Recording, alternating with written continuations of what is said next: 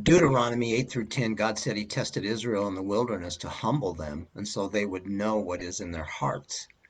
Are you being humbled and tested, and what is that revealing in your heart? It is God's intention to bring us to a place where we see our need for him. He wants us to look to him to meet our needs, body, soul, and spirit. Man shall not live by bread alone, but by every word that proceeds out of the mouth of God. We're getting this very instruction from his word today. God warned the Israelites and you and me not to become proud when he blesses us and then forget where it came from.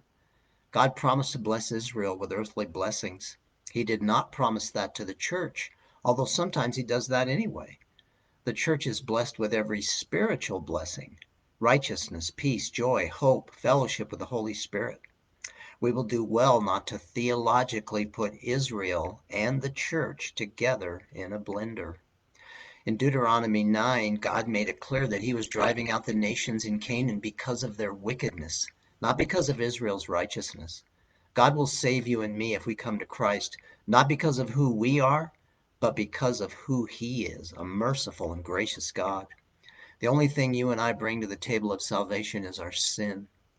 God, through Moses, continues to remind Israel of their utter rebellion in the past and that it is only through God's mercy and grace that they still exist. That's true for you and me, too. This throughout eternity will always be about Jesus Christ. Moses prayed for Israel, a picture of our great mediator, Jesus, who has stood in the gap for us.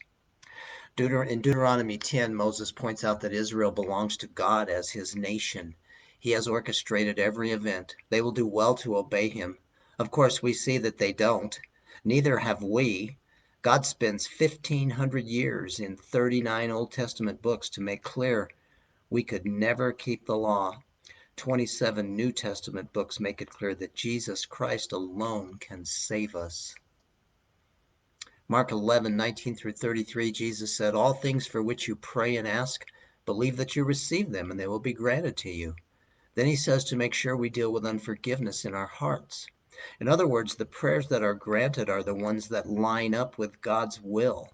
And we won't know what that is if we short circuit our fellowship with God by harboring unforgiveness or any other sin. The religious leaders asked Jesus by what authority he operated.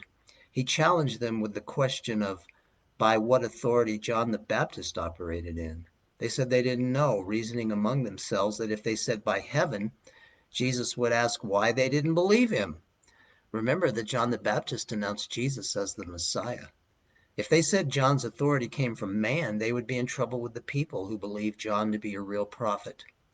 Jesus didn't answer them either, basically communicating by this that you won't hear or accept the answer I give you anyway. Is that you? Are you willing to hear what Jesus Christ has to say to you, no matter what it is?